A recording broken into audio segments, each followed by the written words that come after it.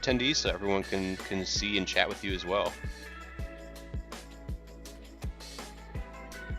All right, looks like we're now live on YouTube as well.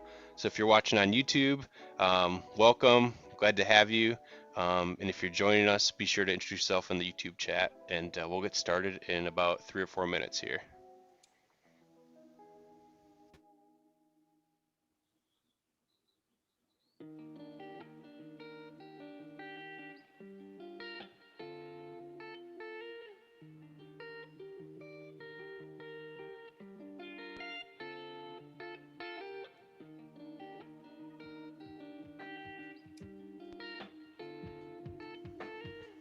While we're waiting, I'm actually kind of curious for everyone that's in here, if you've done mood boarding, what kind of tools have you been using and what do you like about them?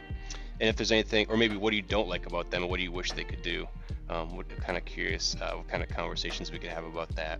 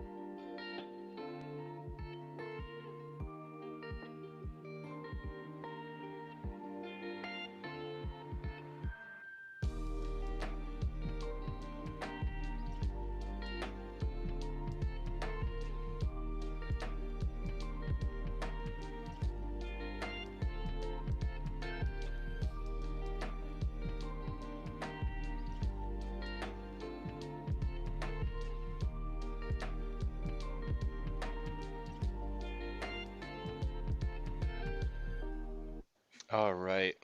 We'll get started in about 1 minute here. Just give people another moment to join us. If you're joining us here on Zoom, say hello in the chat. We'd love to know who you are, where you're from, what you're working on, what you're hoping to learn today. And if you're joining us on YouTube, thanks for being here.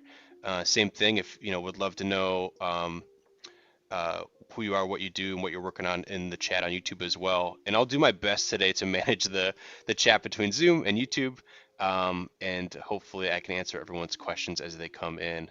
So I think now we can get started.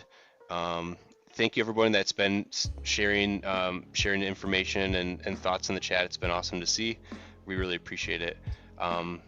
So Bran, I think we can tune down the music and we can get started. So welcome everyone. Super excited to have you here today to talk about UI mood boarding and finding inspiration for your design project. And I think there's a couple of things too that Brand is going to bring up that are also super important, like what UI does beyond inspiration. So super excited to hear that. But before we get started, just want to share a couple things. If you haven't yet, say hello and introduce yourself in the chat. This presentation will be recorded and uploaded to our YouTube channel and also available on our website. If you go to the events page, we have like past recordings and stuff. So you can go to youtube.com/headway.io, or you can go to headway.io and go to the events page there. If you have a question today, you can submit it in the Q&A panel in Zoom or right in the chat on YouTube. But if you have a question after today, you can send it to ahoy@headway.io, and we'll do our best to get back to you and help you answer your question. All right, we can go to the next slide. This presentation today is brought to you by Headway. We're an agency and we launch and grow new digital products with less risk. And we do that through business and product strategy, design, and software development.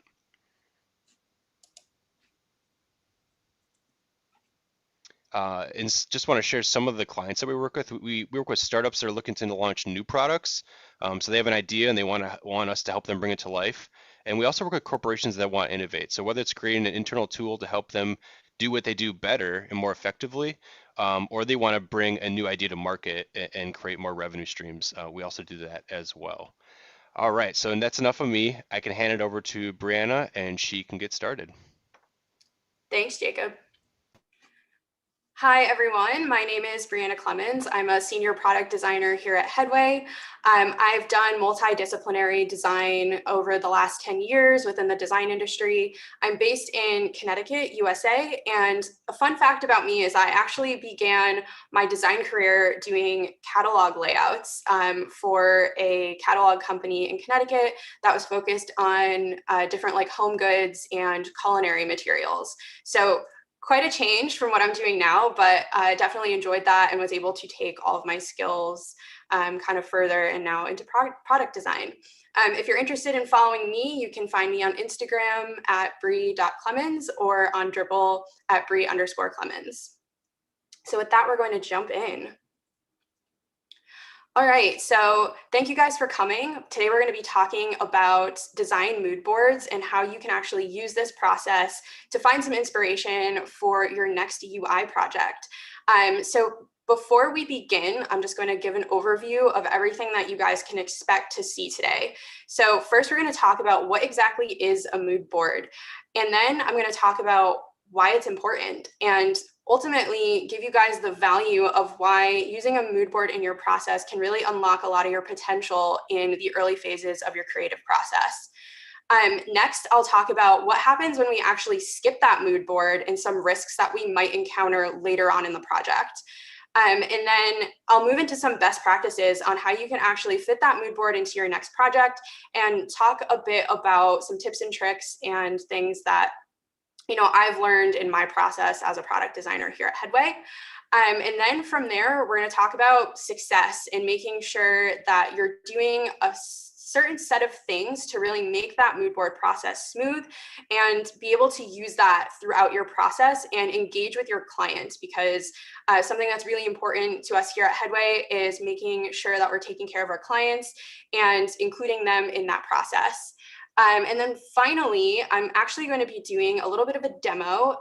We use Figma here at Headway, so that demo will take place in Figma. I'm going to walk you guys through how to actually level up that mood board and set it up so that it's really easy for you guys to use. And then finally, we'll go over key takeaways and we'll have a Q&A. So jam-packed next, several minutes that we've got going here. So I hope you guys are ready to go. Before I jump into our content, I just want to remind you guys, if you want to see more from Headway, like and subscribe. We post new videos every week. Then you can obviously follow us, Headway.io, on all of the socials. All right, so let's talk about what a mood board actually is. So a mood board, you've probably heard of it. It's used in a lot of different design disciplines, from product design, which is what we're going to be talking about here today, but it's also used in things like fashion design, video production design, graphic design, marketing design. Ultimately, very key tool for any type of designer. And what a mood board actually is a collection of different visual ideas that will serve as the foundation for your project moving forward. So when you jump into a project, it's really overwhelming sometimes. You have a lot of different ideas and your client may also have a lot of different ideas. So what this mood board is going to help you do is really have a visual culmination of all of those things that you're agreeing on with the client throughout the process. And once that process is kind of underway, you'll start to understand what the look and feel of that project is. So in the case of UI and product, you'll start to have a good idea of what that product is going to look like in terms of whether it's going to be a light mode or a dark mode, if it's going to use photography, or if it's going to be more of an illustrative experience. And again, you're setting your direction for that project with this process. So I know this is something that's really easy to skip, but if you set yourself up for success early by taking the time and care to do this, you're probably going to have a much better experience and avoid some of those risks that I'm going to talk about a little later. And this is also a reminder and kind of a place where you can be super collaborative with your client. So you never want to do these things in a silo, and making this collaborative is going to really make sure that you as the designer are getting your ideas across and the client feels included in that. And they're also able to drive the vision of their own product or service. And obviously, very last, we want to establish visual clarity to those verbal communications that we're using. So a lot of times you'll sit on a call or in a meeting and you'll hear things about emotions and tones. And sometimes that's really hard to bring to life just in a conversation. So actually taking that a step further and putting some imagery on paper is really going to kind of bolster that conversation and give you something concrete to go back to later on in your process. So mood boards serve as a fundamental transition between an initial thought and a first draft. This is a quote from Canva. I thought it really captured why this is important and ultimately bringing that creative vision into fruition and then ultimately taking you into that first draft process. So that ideation phase into once you're actually stepping into whatever design software that you choose to use for your project. So mood boards do a really fantastic job of providing a holistic visual landscape. So what that means is essentially when you're stepping into a product design project or any design project at that, there's a lot of things that you can consider, from what color palette you want to use, what typography you want to use, what type of vibe you want that experience to give off, if you want it to be super happy and go lucky, or if you want it to be more serious and more of like a calming experience even. So you might have a lot of different ideas, and putting everything on a mood board can help you paint a picture of what you're trying to achieve, but it also helps to narrow down your lens. So when you're in those initial conversations with your client or you're working on that brief, you'll often run into a lot of different ideas running around your head, and this is going to help you kind of visually culminate those thoughts and paint a direction. And sometimes even what might be helpful is if you have like two directions that you really want to go into, you can even do a mood board for each of those things and paint that direction for yourself and your client. And that seeing all of those things in one central location might actually help you to make a decision on what the better direction is to take with the project. So part of this process is actually visualizing look and feel. So making sure that all of those ideas are in one place, and again, just going for what type of color scheme and typography you want to have, and then again, light or dark mode if you're working on a product is a pretty big indicator of what that look and feel can be, and just putting that together in a place where you can visually reference that back when you get into your design tool and you're actually working on putting together those first screens and that user experience. So a mood board also clarifies vision. So again, when you're sitting in meetings or looking at a brief that you've received, I know some of you said that you're in school. Sometimes when you're given a brief from a professor even or a client, you have a vision for what you want to achieve in that project, and you're also working with someone else. So your job is to bring that vision together. So making sure that you're kind of aligning that in a visual place that you can reference back when tough decisions might come up or you need to make a quick decision, and ultimately just establishing what that vision actually is really going to help you throughout your design process. So why is all of this important? So mood boards are the first visualization of a client's vision. This is a quote from Holly Arnett that I really loved because part of the mood board experience isn't about just the designer. It's really about the client and making sure that again, we just talked about vision, making sure that that client's vision is portrayed and that you're able to really give them what they're looking for while also making yourself in a position to be successful. So talking about clients, a really key part of working on mood boards is involving your client early on. So this is something that if you're working with a person or a group of people, you want to invite them into that process. So this could mean that you offer them the opportunity to send you examples that you can then add into the mood board. Something that we do here at Headway is that we have a feedback process, which I'll walk you guys through later on in the presentation, but we actually put the mood board together. We have a meeting with the client to talk about their overall vision and what they're looking for. And then we offer them the opportunity to provide us feedback. And that mood board becomes a living and breathing document in our first phase of our projects. We do eventually finalize it, and then through that feedback process, we're able to really define what exactly we're going for, and that really helps to set us up for success. And we know exactly the vibe we're looking for, and we go into like different features and elements that we want to include, and making sure that those things are talked about early on so that they don't come up later on in the process and we're like, oh no, we didn't talk about that. That's not something that we were even aware of. So it kind of helps to set you up and also your client up for making sure that everyone's on the same page with what should be delivered towards the end of the project. So establishing alignments is really important, and a mood board can do this visually. So obviously, sometimes we get into a conversation and people have different ideas about what success might look like. So making sure that you're aligned with the client is really important.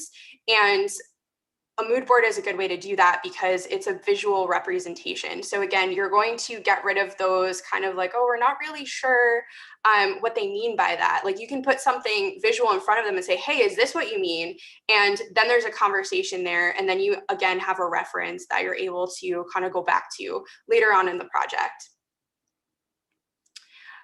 So exploration and guidance. So you as the designer, part of your job is to be an explorer. So you want to explore all the different possibilities. And I know sometimes when we open that file up or we open that internet browser up for the first time, you can feel overwhelmed by the possibility. So this is a really organized way to start exploring those possibilities and then ultimately create a path for you forward, which is going to help with that overwhelm that you're feeling and guide you through that process of completing the project. So this is mood board is really going to be your mood board map and your guide to complete that project.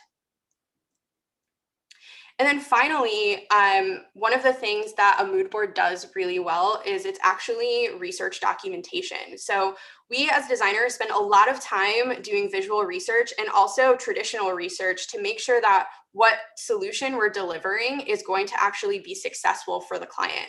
So rather than just doing all of this and keeping it in your brain, we can document this research in a visual way. And obviously, as designers, we love visual things. So having a visual representation of that documentation that you've done is going to be really great.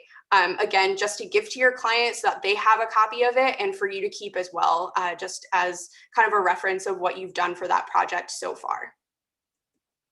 And then lastly, we've got synthesis. So again, I talked a little bit about how we can get into talking about things like emotional complexes when we're talking about solving a problem within a product.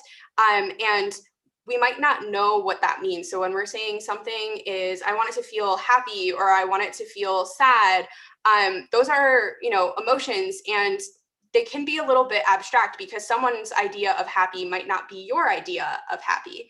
So synthesizing this abstract world of feelings and tones is really going to help you make sure that you are getting that vision correct. So now we've talked about why mood boards are important. We know what they are. So let's talk about what happens when we choose to skip out on this process. So obviously we're all on really tight timelines and we want to do the best work that we can possibly do in a short amount of time. That could mean that we shorten our process, but Mood boards are one of those things that you really don't want to skip out on. Even if you spend a really short amount of time working on one, doing one is going to really help you, and it's going to help you avoid some risks in the process that might come up if you don't do that. So what are those risks when we decide to skip this step? Lack of clear direction. So ultimately, if you don't take the time to establish vision at the start of your project and you don't have a clear visual direction, that can lead to a lot of frustration for both the designer and the client. And ultimately, you could end up with a really negative project experience for yourself. You don't want to be miserable working on a project. You want to have a good time with it. You want to enjoy what you're doing. And you also want the same for your client. You want that client to feel like they're in good hands, that you're giving them the right direction, and that you're in agreement on what that direction is. So mood board is a really good way to set you up for that success. The next risk that we fall into if we skip the mood board is misalignment.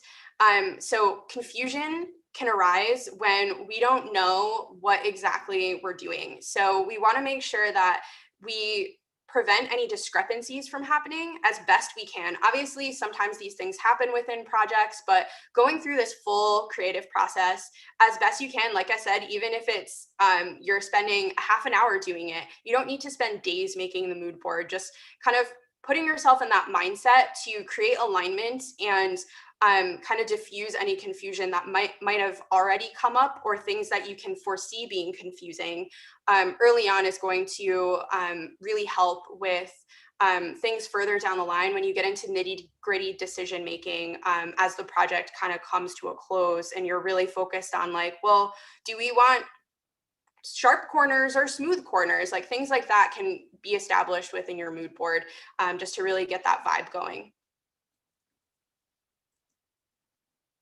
So the last one we have is inefficiencies. So again, it might feel inefficient to do the mood board at the beginning of the process. You might not really want to do it. You might want to just jump into your blank canvas and start designing, but you might find yourself in a spot where you've become inefficient because you're constantly spinning up new ideas because your client isn't really into what you're doing. So ultimately, if you establish that rhythm at the beginning and you're in agreement, once you hit that blank canvas, you're going to have a much smoother process. And that's ultimately, especially from a client standpoint, really important because you don't want to have these inefficiencies result in increased time and budget.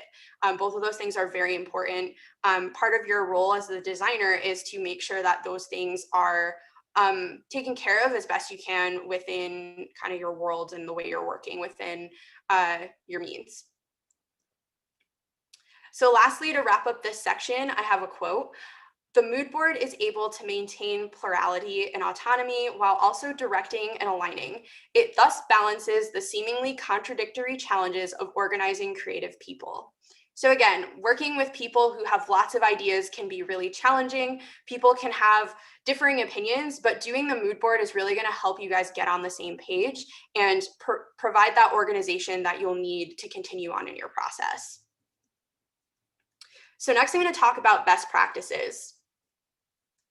So the first one that I have is make your process interactive. I talked a little bit earlier about making sure that you're involving your client.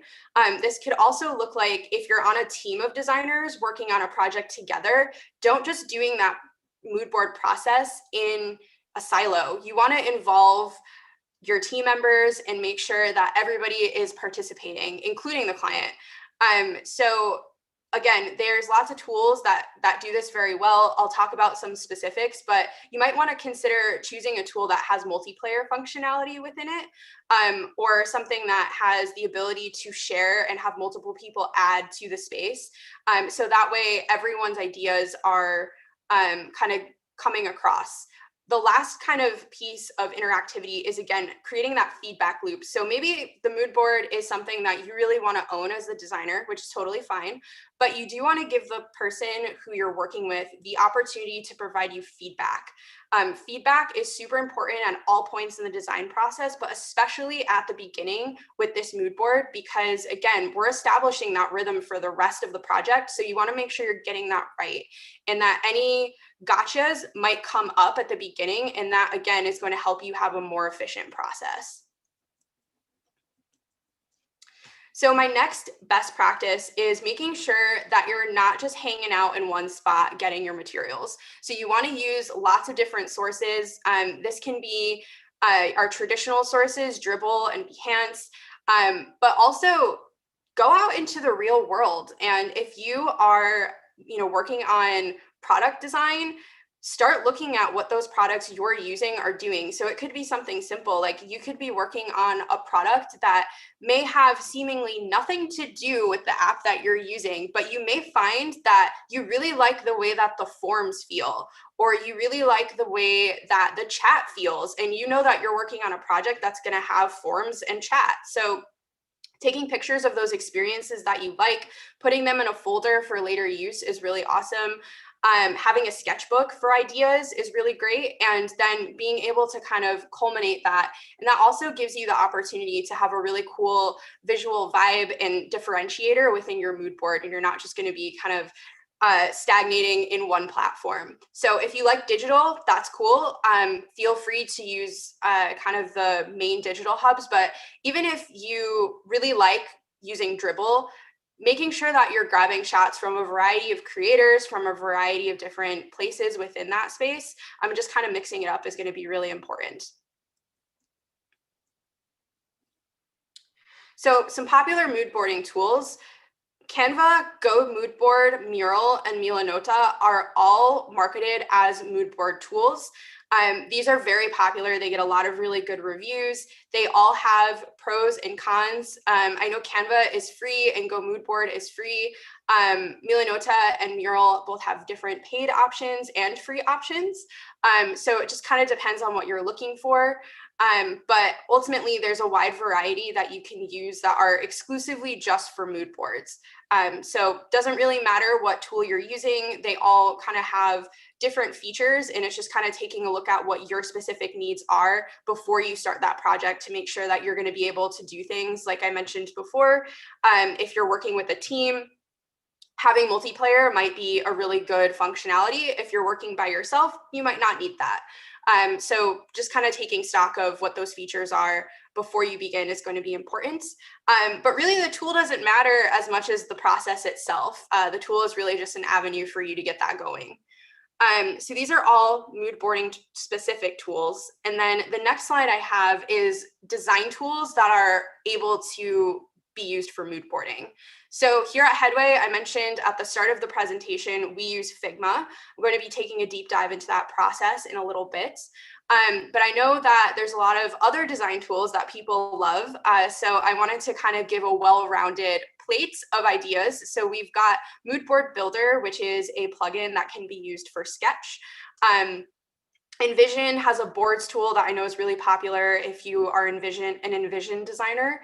So checking that out would be really fantastic. And then if you're an Adobe Cloud, Creative Cloud subscriber, they have your usual gamut of Photoshop, Illustrator. Any of those can very easily be used for mood boards, but Adobe Spark specifically is a boards tool. So this is going to probably give you a better user experience than just working in like Photoshop or XD. So next I want to talk about success. So what exactly does success look like when we're making a mood board? So some tips and tricks that I have for you. The first one is to make sure that you're understanding and defining your tone. And then next is to be selective with your decisions. So one of the things that, again, you can be overwhelmed with the amount of opportunities that you have, but making sure that you're really starting to get into a groove. So if you make small decisions, like I know that I want all of my imagery to be photography and not illustrations, don't find examples with illustrations, just pick your photography. If you know that you want to have a specific type of checkout experience where you're able to see all of the payment options in a list form or in a carousel at the top, make sure you're pulling those examples and putting them into your mood board just to really make sure that there's no confusion there. Establishing composition with the use of size is going to be a really kind of cool way if you're working in some of those collage type tools. If you know that you really want something to stand out, having it kind of larger on the actual mood board could help to communicate that to your client or the team that you're working with. Doing research and organizing your findings is, again, really important for that documentation purpose. So you know that you're going to be coming back to this later. You want to make sure that that's organized. And then, of course, if you're going to be sharing this with a client, making sure that it's polished and easily digestible so that they can understand your vision for the project is going to be key. Again, use a variety of sources. Don't just kind of hang out in one place. And then my last tip that I have on this slide is to think macro first and then micro. So overall tone, look, and feel can be conveyed macro on a macro level, and you really want to kind of make sure you have that within the mood board. Then you can also start looking at some micro elements within your experience. So as product designers, we're interested in kind of user flows and how things feel. You can even go as far as to grab animations. And if you know that you want to have like a liquid effect on a certain screen within your application, like go grab some examples of that, put it on your mood board, or have it kind of in a folder on the side to make sure that you're able to show those things and include it in your mood boarding process. Because those things may come up later, and those seem like very micro things on kind of like the overall project level, but being able to kind of front load that creativity at the beginning is going to help you like run faster when you hit the canvas. And then my very last tip gets its own slide because I think it's the most important one. Tell an engaging story.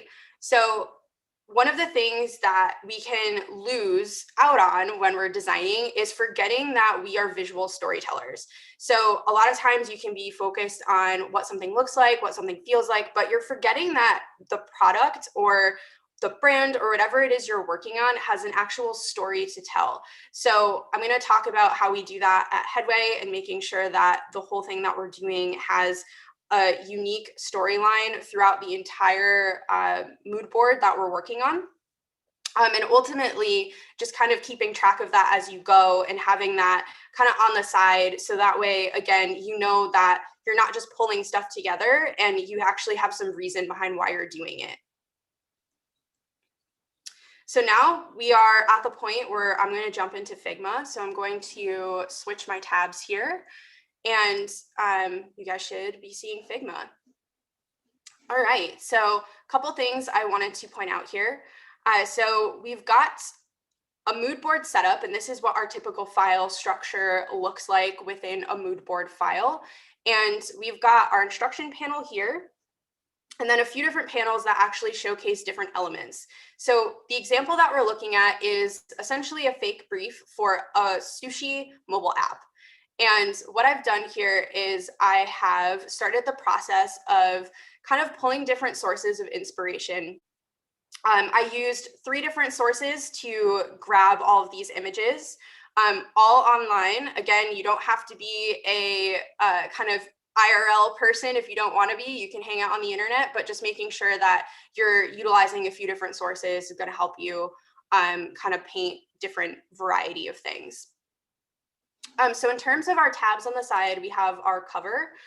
So this is really important in terms of your organization. So at Headway, we have these covers that we create, and we do have a specific file that's unique to the mood board for the project.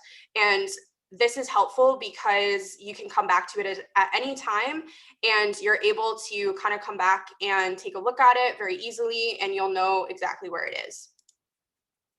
Next, one of the key tricks that I have for designing a mood board in Figma is actually creating some components. So things that you're going to be replicating, you notice that I had 3 different panels that looked pretty much the same. So we've got our different components here for the actual panels, But then we also have a component unique to the actual screenshot. So this is really helpful if you want to have consistency across the mood board.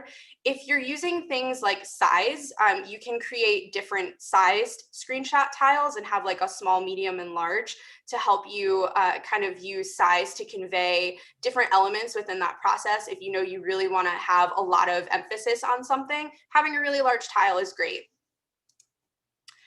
So in the actual mood board, you'll notice that I have set this up so that we have all of our components used. And then all I did was I grabbed my instances of the screenshot component, and this is set up so that it has an image within here. And then you can just click in here and change your fill to be a different image. So you can go in here, choose your image. Using the image capabilities to crop or fill is really great. If you really want to hone in on a certain section of a design, kind of like I've done here. This was a really large screenshot, and I have set it up to crop. But ultimately, I wanted to jump over to the presentation mode to show you guys this in action. So this is the deliverable that we package and send to our clients during an engagement. So a couple of key features here. We've got a long mood board experience here. And the reason we do that is because we want to have kind of different tabs that focus on different parts of the product experience. So again, for a sushi mobile app, the first thing that we're going to want to capture is look and feel.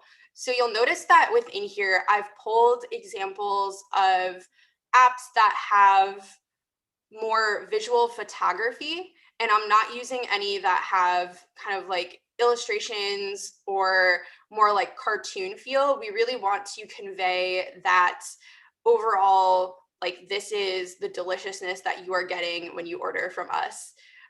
So all of the examples I have are really clean. They have a light and airy feel, and they're using photography.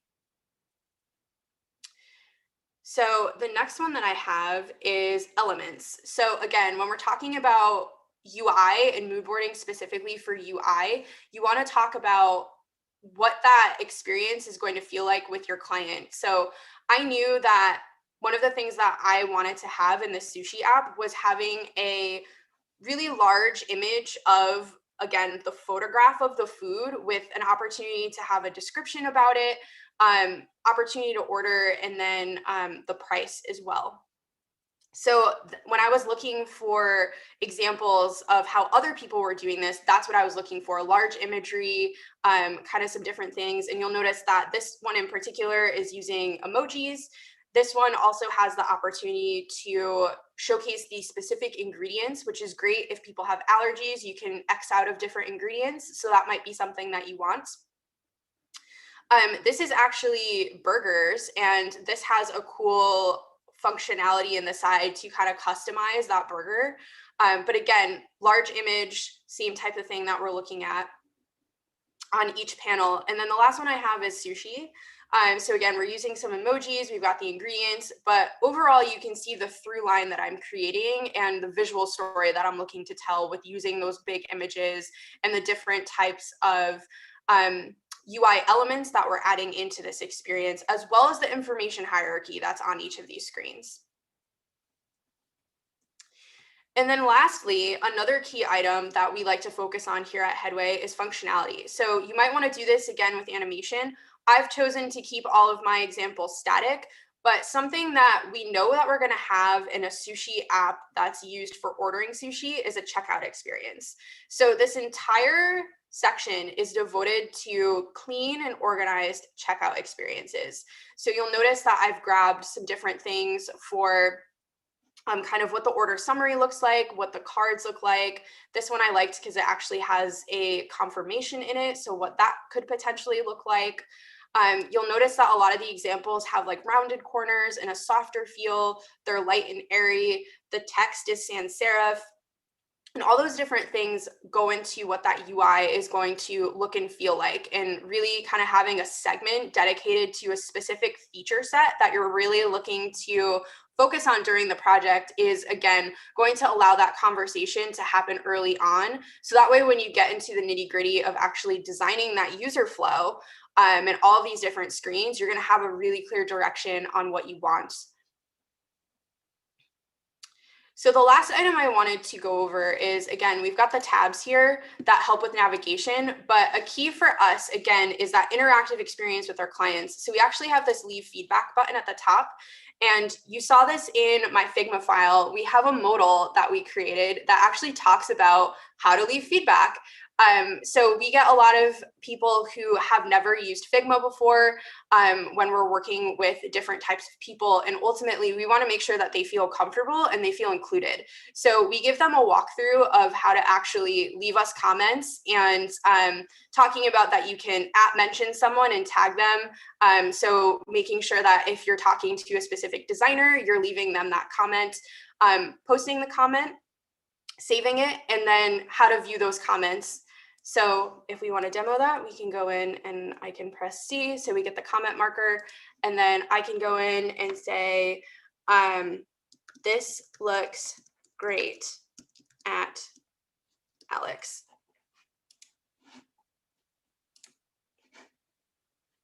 So now Alex, one of our designers, will get a update saying that this looks great. He's probably going to be like, I don't know what this is, but just want to demo that for you guys. So that way you can use that for your interactions with your teammates and your clients.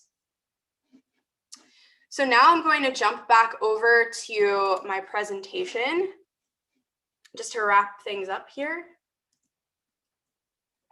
So key takeaways. I know that I just went through a lot of different materials, so I wanted to take the opportunity to kind of summarize what we just talked about. So my overall big item key takeaway is that mood boards are a crucial step in the creative process, both for you as the designer and for your client. They establish a unified vision between both of the client and the designer and any other players that are involved in the project. If you have other stakeholders, it's really important to get them involved too.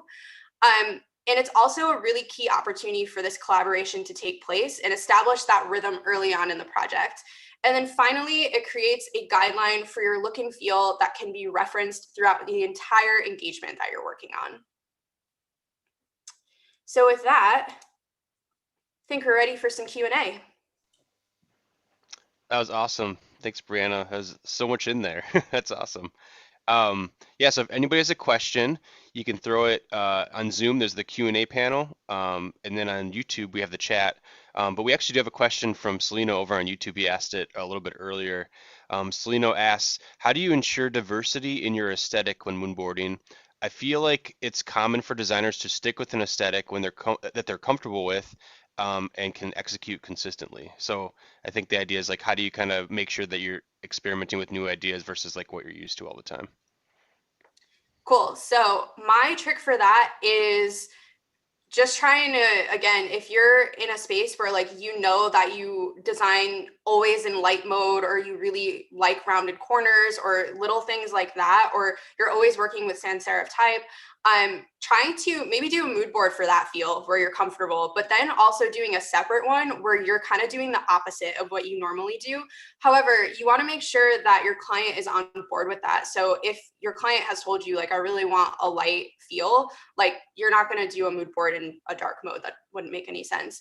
But there's different ways that you can push out of your comfort zone with how you do things. Maybe you're someone who really relies on visual carousels, kind of trying a different layout for that and looking for alternatives and like doing a panel just all about that different alternative. And then kind of with that process, you're going to have a lot of different ideas firing off in your head, and you'll be able to kind of take that into Figma or whatever your design tool is and start pushing that further. But really like leaning on the mood board to kind of point you in the right direction. And then in terms of like visual diversity, really just looking at other sources. I know that a lot of designers really like to lean on Dribble and Behance. There's a ton of other design sources out there.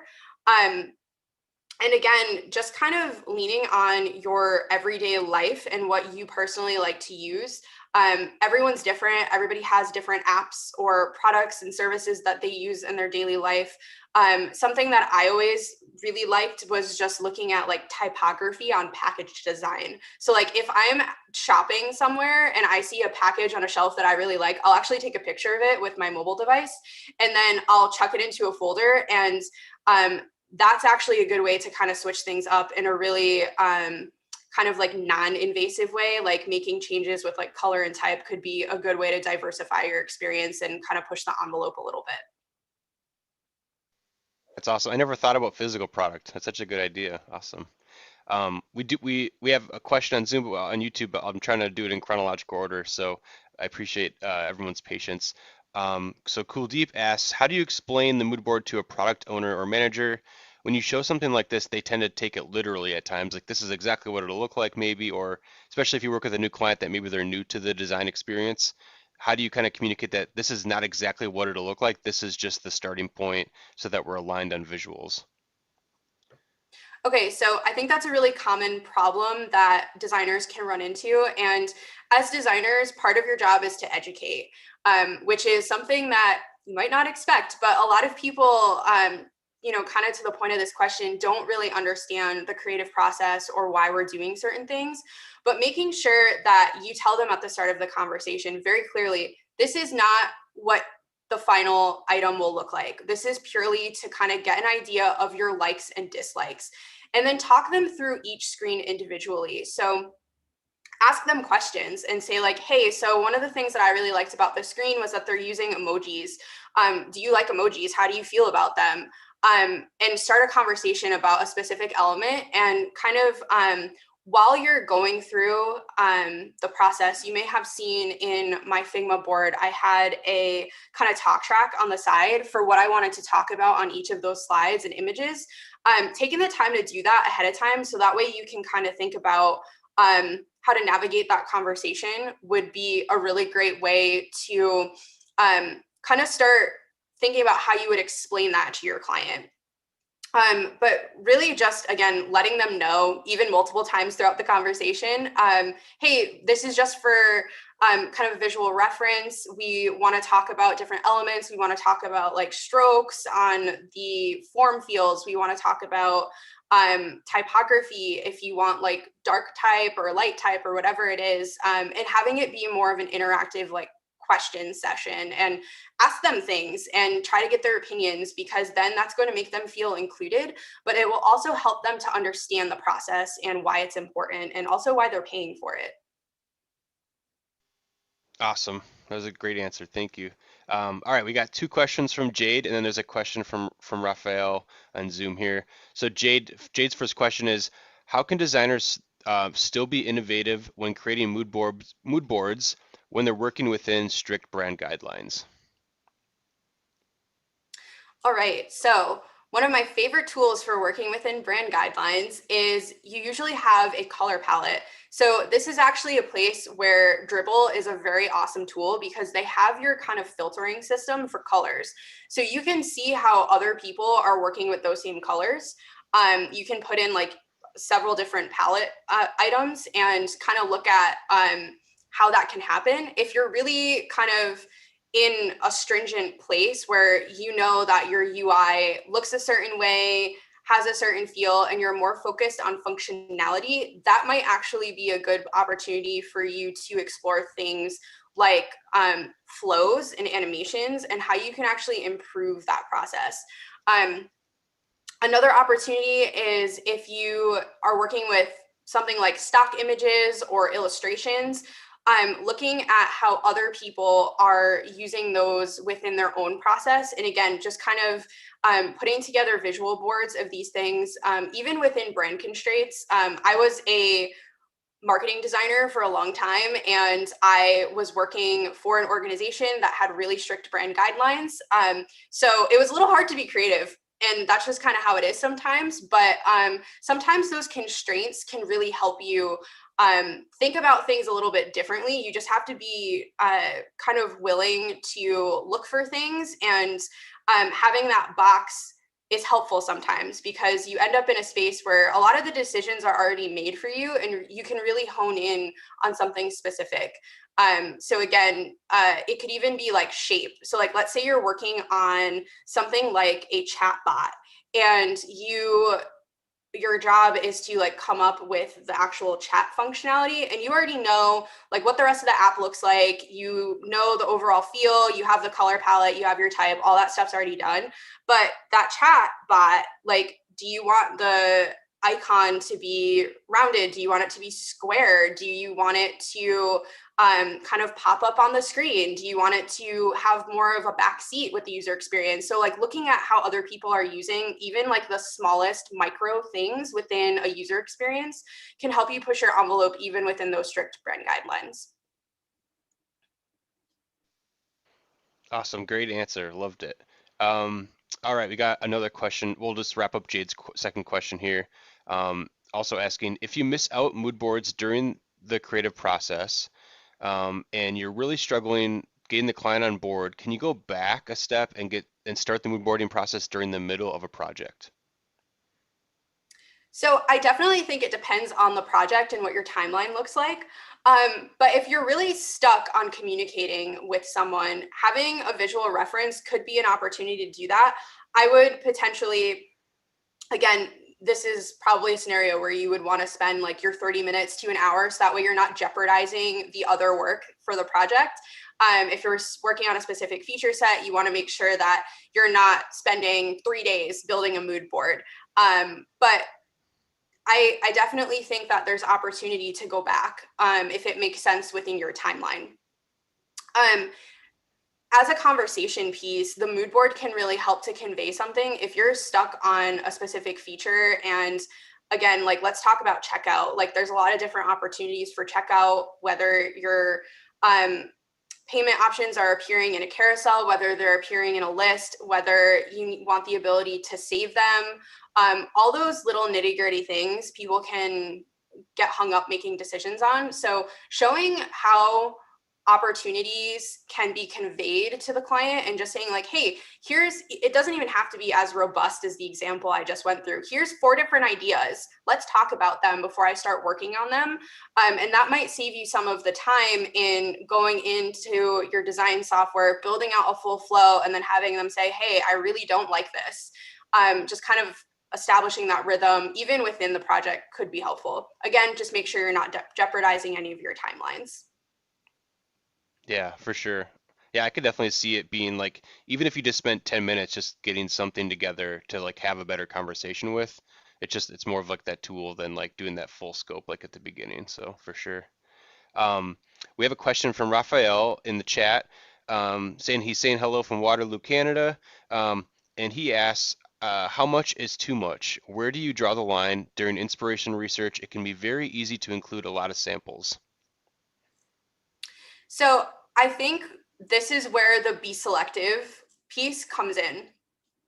You really have to think about each item that you're putting on the mood board. And it might be a scenario where you do have a lot of ideas at the beginning. So having all that stuff on a page could be helpful in kind of organizing it. We use some different tools at Headway to do that. Even like before getting into Figma, you can just drop everything onto a canvas and kind of categorize things. Miro is a really great tool for doing that. You can do it within any design tool really and just not organize it within a frame. But you might end up with a lot, to your point. So ultimately, going through each of those specific categories, so you know that, okay, this is what I want for look and feel. Everything on this section is blue. All right, I really want serif typography. So here's all my examples of serif typography. Kind of going through those. So let's say you have like 15 examples of serif typography. You probably don't need that many.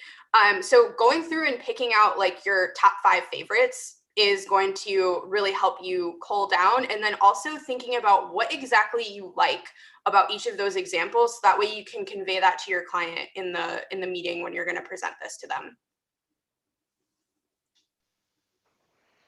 Great. Awesome. We have some comments over here on YouTube. Everyone's just super thankful for all your answers from the questions. And Ayush actually shares, it was so great. I'm sorry, I'm reading the wrong comment. Thanks for the session. I've learned a lot on app UI design process today. Smiley face. So awesome. And Raphael says thank you for the great answer as well over on Zoom. Yeah, awesome. Awesome. Yeah. Do we have any more questions from YouTube or Zoom? We have about 5 more minutes left. So if we have any more questions, um, we can get probably one or two more in here. So, but while we're waiting for questions, just want to let everybody know, we have open office hours tomorrow. So if you have like a really specific question that isn't related to design mood boarding, um, Andrew and I will be on the live stream at 11 a.m. Central tomorrow. So that's like Chicago time zone. And we'll be available to answer your questions. So if you're working on a project and want some feedback or you just have a question about how to approach a problem you're facing this week, we're happy to help you get unstuck. We do that every Wednesday at 11. So make sure you subscribe to our YouTube channel and you'll see that every week. Um, we also, if there's any developers watching, we also have on Thursday, Jacob from our team is going to be talking about headless CMS integrations and how you can use that when building websites. And so that'll be super fun. And then just be on the lookout too. We have events every single month, so we have events coming up in April. We'll be announcing those hopefully later this week, and just super excited to share them with all of you. Um, awesome. Well, I don't see any questions. As a reminder, this was recorded. This is being recorded right now, so it'll be available. I'll kind of cut it up a little bit. I'll get rid of that beginning part where we're all waiting and add it to our YouTube channel. And we'll also have notes and links to everything that Breanna shared today as well. Yeah, so if you haven't subscribed, be sure to do that. You can follow us on Twitter, Instagram, Facebook, Dribble, all that kind of stuff. And thanks again to Breanna for sharing her wisdom today. It was super great. And until next time, everybody.